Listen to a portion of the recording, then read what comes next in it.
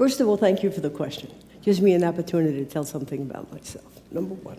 Second of all, the answer to your question, first part, is you should know where you're reading. For instance, this week is Vayeshev. You should be reading that portion, and you scan it in the Aramaic, and you read it in the English. Okay? That's, I think, the way you get the most out of it. At least that's the way I would do it. And the answer to your question is, I mean, I thought that most of you, I keep on going over this like Pete repeat, I thought that most of you know my story. But I'll repeat it. So, when I was a very young girl, I was raised without a dad, and my mom was very busy making a life. So I pretty much raised myself. And I went to 13 different public schools until the 8th grade. And because of that, I never truly learned I never learned much. I never learned how to read. And children can be very, very mean. So one day, a bunch of kids took me, tied me, bound me hand and foot, and threw me into a pit. Big pit in the middle of a lot. And I started crying. Crying, really. I mean, I was terrified. And suddenly, I hear a voice saying to me, "Why are you crying?"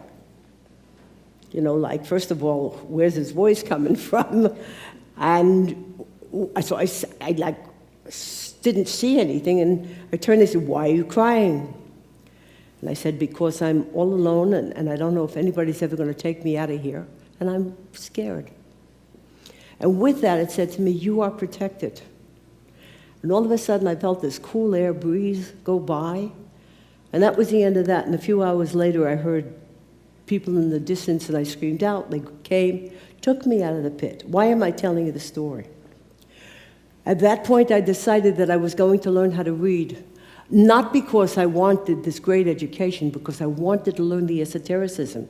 I needed to know what this was about, what this voice was about. And the only way that I could do that is actually to learn how to read, and I did, to the point where high school I made honor English, and I went on from there. Doesn't matter.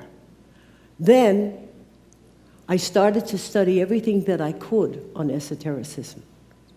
When I finally got to the place of learning about Kabbalah, it sounded to me, for me, because it was like the root to my soul. Now understand that when you study different parts of spirituality, whatever the modality might be, it should call to you. You should feel it. You should say, you know, it feels home to me.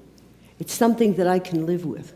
When I learned about the Kabbalah and the Zohar, I knew that this was my root. This is where my soul wanted to go. And so what I did is I started to teach myself Hebrew. I started to teach myself all the other things which I would need to fulfill and to be educated enough to be able to learn Kabbalah. Okay? And of course, you know the story about the Rav. I keep on saying, you know, I hope you do. That when we first started to learn, we had a meeting, and it was at Ratner's. It was a morning meeting, and he looked like somebody died, and I couldn't figure that out, and I was bubbly and happy and all of this. And he said to me, "I have something to tell you." He said, No, I have to start first. So he says, "Okay, tell me what you want to tell me." I says, "You know, last night I had a dream, and a man came to me, and I described him exactly, because I saw his face, I saw how he looked.